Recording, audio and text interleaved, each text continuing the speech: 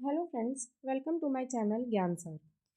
तो आज से हम लोग शुरू करने वाले हैं विज्ञान की सीरीज़ को। ठीक है, जिसमें सबसे पहले हम लोग बायोलॉजी को कवर करेंगे। और बायोलॉजी को भी हम लोग क्या करेंगे कि चैप्टर 1 से ही लेकर के चलेंगे, एकदम बेसिक से लेकर के चलेंगे और एडवांस तक। तो सबसे पहले हम लोग करेंगे चैप्टर उठाएंगे और चैप्टर के समरी को देखेंगे। देन उसके बाद जो उससे रिलेटेड क्वेश्चन बनते हैं उन क्वेश्चनों को हम लोग सॉल्व करेंगे। ठीक है, तो इससे क्या होगा ना कि आपका जो चैप्टर होगा वो पूरी तरह से प्रिपेयर हो जाएगा।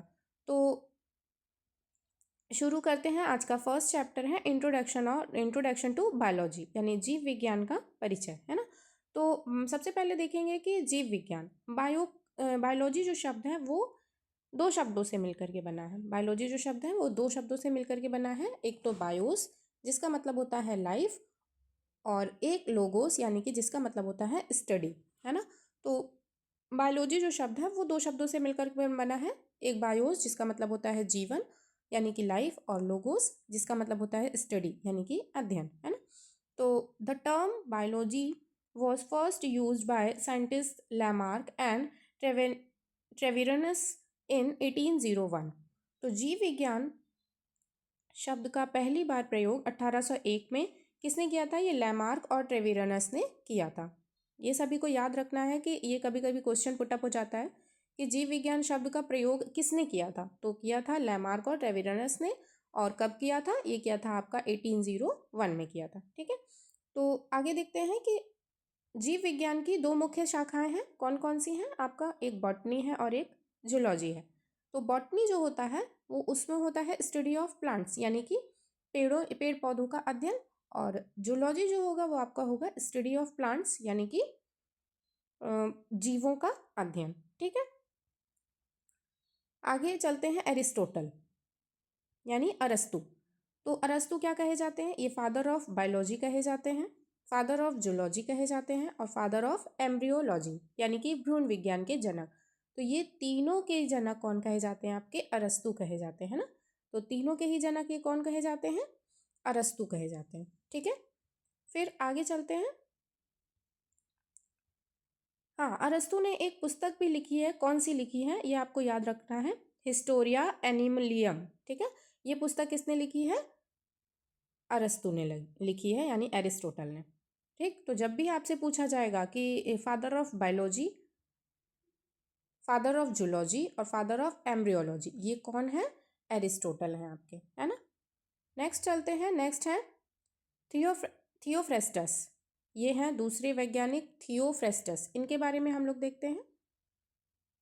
Theophrastus was a student of Aristotle, यानी कि थियोफ्रेस्टस जो थे वो अरस्तु का एक कौन था? छात्र था। तो थियोफ्रेस्टस जो था वो अरस्तु का क्या था? एक स्टूडेंट था यानी कि उनका छात्र था। तो father of botany, father of botany कौन कहे जाएंगे? ये कहे जाएंगे थियोफ्रेस्टस।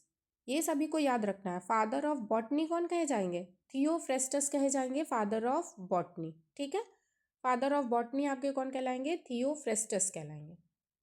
ठीक है, और father of embryology, father of biology और जूलॉजी ये कौन है? एरिस्टोटल है आपके। केवल बॉटनी के कौन है? थियोफ्रेस्टस है। यह सभी को याद रखना है। और थियोफ्रेस्टस ने कौन सी बुक लिखी थी? ये लिखी थी हिस्टोरिया प्लांटनम। ठीक है, तो ये पुस्तक किसने लिखी थी? हिस्टोरिया प्लांटनम किसने लिखी थी? ये आपकी थियोफ्रेस्टस ने लिखी थी। नेक्स्ट चलते हैं सजीव की विशेषताएं। अब देखते हैं सजीव की विशेषताएं कौन कौन सी है।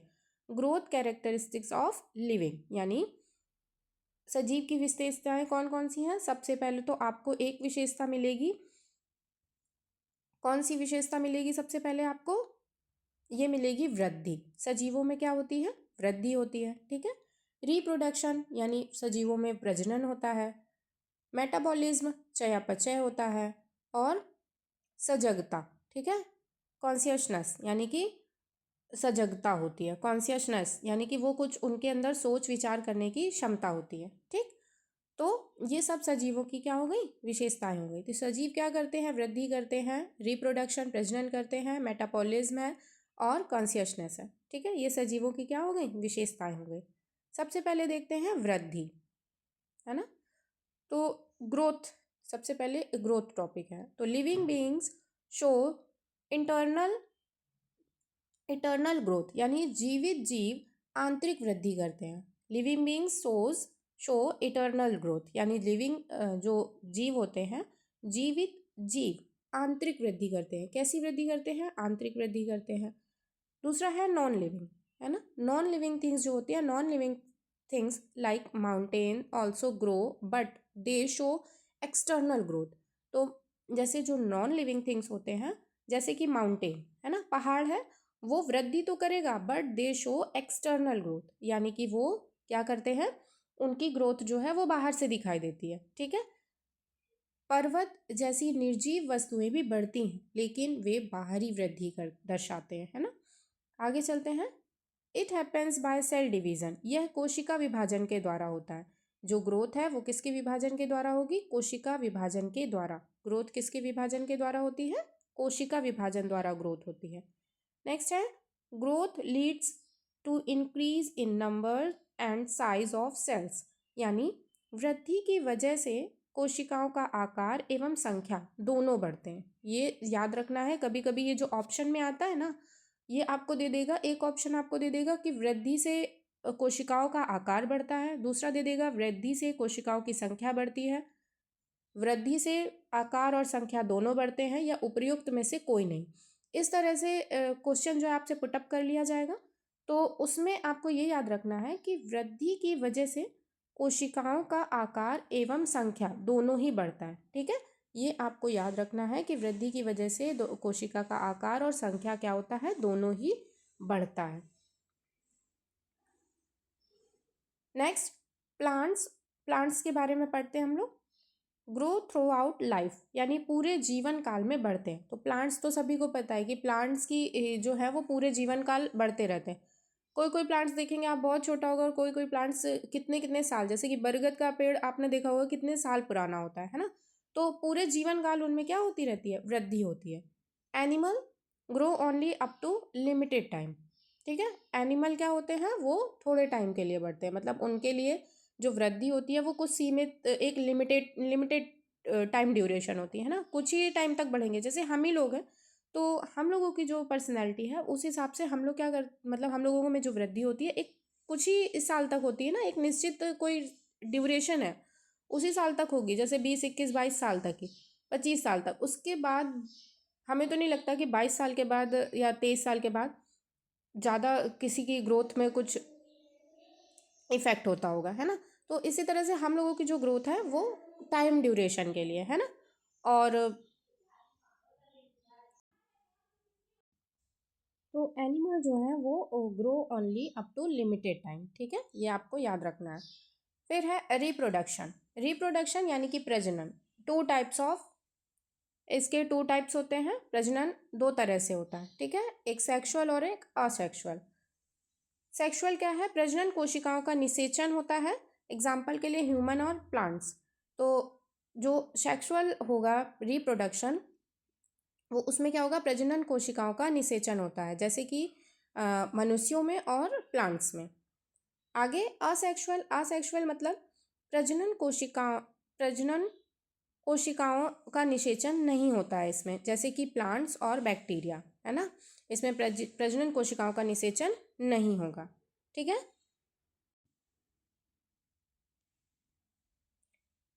इन unicellular organism growth and reproduction mean the same. एक कोश की जीव जंतुओं के लिए वृद्धि एवं प्रजनन एक होता है ना। एक कोश की जंतुओं के लिए वृद्धि एवं प्रजनन क्या होता है? एक होता है। In multicellular organism growth and reproduction are different. Multi में जो होगा, मल्टी सेलुलर में होगा, वो बहुकोशिकीय जंतुओं के लिए वृद्धि और प्रजनन क्या होता है? अलग अलग होता है, ठीक है। यानी कि एक कोश की जो जंतु होंगे उनके लिए वृद्धि और प्रजनन एक जैसा होगा, और बहुकोशिकीय जंतुओं में वृद्धि और प्रजनन क्या होता है? अलग अलग होता है, ठीक है। आगे थर्ड पॉइंट है मेटाबॉलिज्म, यानी चयापचय, ठीक है। इसको देखते हैं। Sum total of all chemical reaction in body, सारे रासायनिक प्रक्रियाओं का जोड़ होता है, क्या होता है? मेटाबॉलिज्म। तो sum total of all chemical reaction in body, यानी सारी रासायनिक प्रक्रियाओं का जोड़ क्या है आपका, चयापचय है। मेटाबॉलिज्म दो टाइप के होते हैं, इनके टू टाइप्स हैं। सबसे पहले है एक कैटाबॉलिज्म, एक है एनाबॉलिज्म, है ना। तो एक है कैटाबॉलिज्म। तो कैटाबॉलिज्म क्या है देखते हैं। One large molecule breaks up to form many small molecules, यानी कि एक जो बड़ा अणु होगा, वन लार्ज मॉलिक्यूल, है ना। तो जो एक बड़ा मॉलिक्यूल होगा वो breaks up to from many small molecules, वह छोटे छोटे अणुओं में क्या होता है आपका, टूट जाता है। ये होता है आपका कैटाबॉलिज्म। कैटाबॉलिज्म यानी उपापचय। कैटाबॉलिज्म को, जिनको ये हिंदी और इंग्लिश दोनों में ही पीडीएफ इसीलिए बनाई गई है, जिनको इंग्लिश समझ में आ रही है वो इंग्लिश से पढ़ सकते हैं, और जिनको हिंदी समझ में आती है वो हिंदी से पढ़ सकते हैं। वैसे बायो में क्या होता है कि आपको हिंदी और इंग्लिश दोनों समझ के पढ़ेंगे तो ज़्यादा अच्छे से बायो समझ में आएगी। जैसे कैटाबॉलिज्म आपको आसान लग रहा होगा, लेकिन उपापचय समझने में ये थोड़ा सा डिफरेंट हो जाता है। तो आप दोनों में ही मिक्स करके पढ़ सकते हैं, जैसा आपको ठीक लगता है। तो कैटाबॉलिज्म क्या था कि इसमें वन लार्ज कोई मॉलिक्यूल था, वो ब्रेक हो रहा था किसमें, स्मॉल, बहुत सारे छोटे छोटे अणुओं में ब्रेक हो रहा था। तो वही है उपचय। बड़ा अणु कई छोटे छोटे अणुओं में क्या होता है, टूटता है, इसमें ये है उपचय। एग्जाम्पल के लिए डाइजेशन, एग्जाम्पल के लिए आपको रखना है डाइजेशन। फिर देखते हैं anabolism. Many small molecules combine to from one large molecule. अब देखो डिफरेंस क्या है इसमें। डिफरेंस ये है कि कैटाबॉलिज्म क्या हो रहा था कि एक बड़ा सा मॉलिक्यूल था और वो छोटे छोटे मॉलिक्यूल में क्या हो रहा था, टूट रहा था, है ना। ये छोटे छोटे अणुओं में आपका टूट रहा था इस तरह से। और एनाबॉलिज्म में क्या हो जाएगा, एनाबॉलिज्म में हो जाएगा कि एनाबॉलिज्म में आपका होगा कि ये जो छोटे छोटे अणु हैं, ये सारे मिल करके, छोटे छोटे अणु सारे मिल करके आपका क्या बना देंगे, एक बड़ा अणु बना देंगे, बड़ा मॉलिक्यूल बना देंगे। तो many small molecules combine to form one large molecule. ठीक है, तो ये छोटे छोटे इसमें अणु मिल करके एक बड़ा अणु बना देंगे, ये होता है आपका एनाबॉलिज्म। ठीक। उपचय, इसका क्या है, कई छोटे छोटे अणु मिलकर एक बड़ा अणु बनाते हैं। जैसे फोटोसिंथेसिस जो रिएक्शन होती है उसमें यही होता है कि छोटे छोटे अणु मिलकर एक बड़ा अणु बनाते हैं। आगे देखते हैं, in living beings metabolism is in vivo. जीवित जीव में चयापचय इन वाइवो शरीर के अंदर होता है।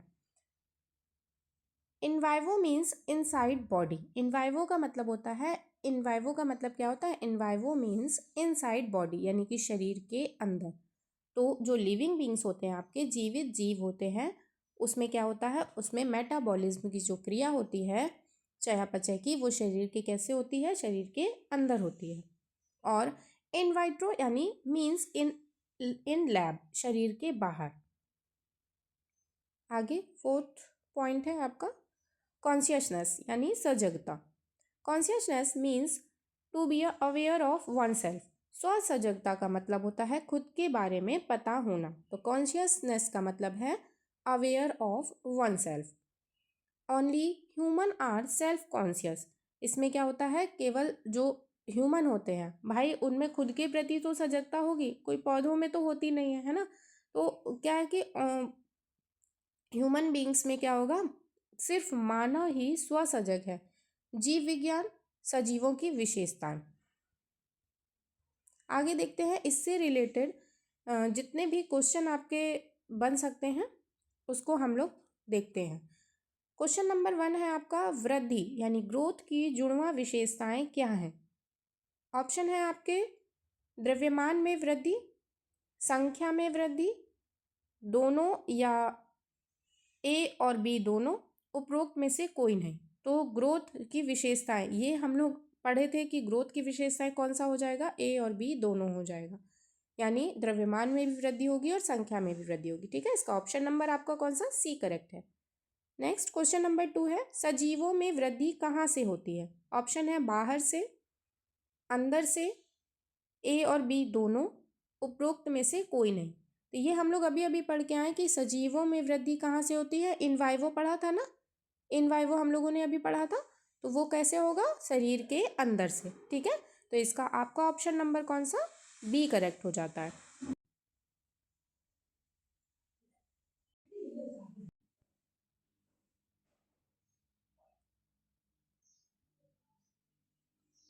क्वेश्चन नंबर 3, वृद्धि को जीवित जीवों की परिभाषित विशेषताएं क्यों नहीं माना जाता है? ऑप्शन है सभी जीवित जीव वृद्धि नहीं दिखाते हैं, बी है निर्जीव चीज़ें अंदर से बढ़ती हैं, सी है निर्जीव चीज़ें भी बढ़ती हैं बाहरी रूप से, और डी है कुछ जीवित जीव प्रजनन की प्रक्रिया नहीं दिखाते।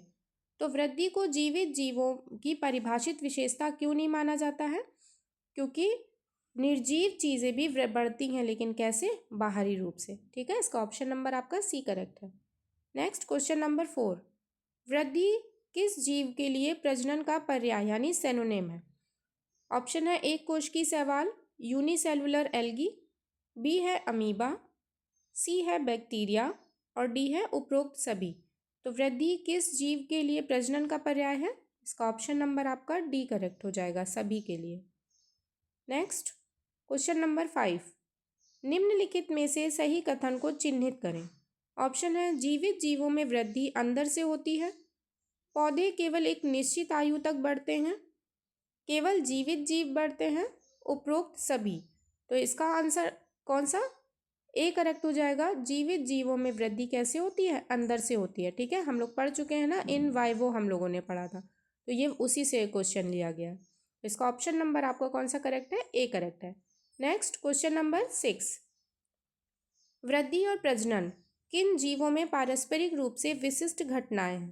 केवल पौधे, केवल जानवर, उच्च जानवर और पौधे, निचले जीव। तो वृद्धि और प्रजनन जो है वो किन जीवों की पारस्परिक घटनाएं हैं? ये हैं उच्च जानवर और पौधे। ठीक है, इसका ऑप्शन नंबर सी करेक्ट है। नेक्स्ट क्वेश्चन नंबर 7, कोशिका विभाजन द्वारा वृद्धि पादपों में रिक्त स्थान तथा जंतुओं में रिक्त स्थान होती है। तो कोशिका विभाजन द्वारा वृद्धि जो है वो पादपों में कैसे होती है? लगातार होती है ना। कोशिका विभाजन द्वारा पादपों में वृद्धि जो है वो लगातार होती है तथा जंतुओं में एक निश्चित उम्र तक होती है। इसका ऑप्शन नंबर ए करेक्ट है। नेक्स्ट क्वेश्चन नंबर 8, निम्नलिखित में से कौन सा जीव प्रजनन नहीं करता है? ऑप्शन है खच्चर यानी मल्स, श्रमिक मधुमक्खी, स्टेरिल वर्कर बीज, तीसरा है बांझ मानव युगल, स्टेरिल ह्यूमन कपल, और चौथा है उपरोक्त सभी। तो कौन सा जीव प्रजनन नहीं करता है पूछा गया, तो इसका ऑप्शन नंबर डी करेक्ट हो जाएगा। ये सभी जो है वो प्रजनन नहीं करेंगे। ठीक है, नेक्स्ट क्वेश्चन नंबर 9, शरीर में होने वाली सभी रासायनिक प्रतिक्रियाओं का योग कहलाता है। तो शरीर में होने वाली सभी रासायनिक प्रतिक्रियाओं का योग क्या कहलाता है? हम लोग पढ़ चुके हैं, ये कहलाता है मेटाबॉलिज्म। क्या कहलाता है? मेटाबॉलिज्म। इसका ऑप्शन नंबर ए करेक्ट है। नेक्स्ट क्वेश्चन नंबर 10, चयापचय यानी कि मेटाबॉलिज्म प्रतिक्रियाएं होती हैं इन विट्रो यानी शरीर के बाहर, इन वाइवो यानी शरीर के अंदर, ए और बी दोनों, उपरोक्त में से कोई नहीं। ये क्वेश्चन हम आपको पहले बता चुके थे कि आपको इस क्वेश्चन पे फोकस रखना है, ये उसी तरह का क्वेश्चन है। इसका ऑप्शन नंबर आपका चयापचय प्रतिक्रियाएं जो है वो कैसी होती हैं? ए और बी दोनों सही हो। चयापचय इसका शरीर के अंदर हो जाएगा। ठीक है, बी ऑप्शन करेक्ट हो जाएगा। नेक्स्ट क्वेश्चन नंबर 11, निम्नलिखित में से कौन सा आत्म जागरूक यानी सेल्फ कॉन्शियस है? तो self conscious human being, salamander, बिल्ली और हाउस फ्लाई। तो सेल्फ कॉन्शियस कौन है? केवल ह्यूमन बीइंग है। ठीक है, इसका ऑप्शन नंबर कौन सा? ए करेक्ट है। तो ये हम लोग बायो का चैप्टर नंबर 1 जो है वो कंप्लीट कर चुके हैं, और आगे हम लोग चैप्टर नंबर 2 पढ़ेंगे। तो मिलेंगे नेक्स्ट वीडियो में। वीडियो पसंद आए तो प्लीज़ वीडियो को लाइक, चैनल को सब्सक्राइब ज़रूर करें। आप वीडियो को लाइक, शेयर और सब्सक्राइब करेंगे तो थोड़ा हमें भी अच्छा लगेगा, इसलिए कंटेंट आपको अच्छा लग रहा हो तो प्लीज़ वीडियो को लाइक, सब्सक्राइब ज़रूर करें। Thank you.